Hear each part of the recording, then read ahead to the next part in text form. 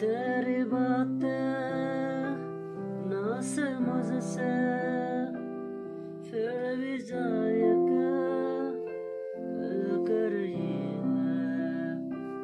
तू परेशान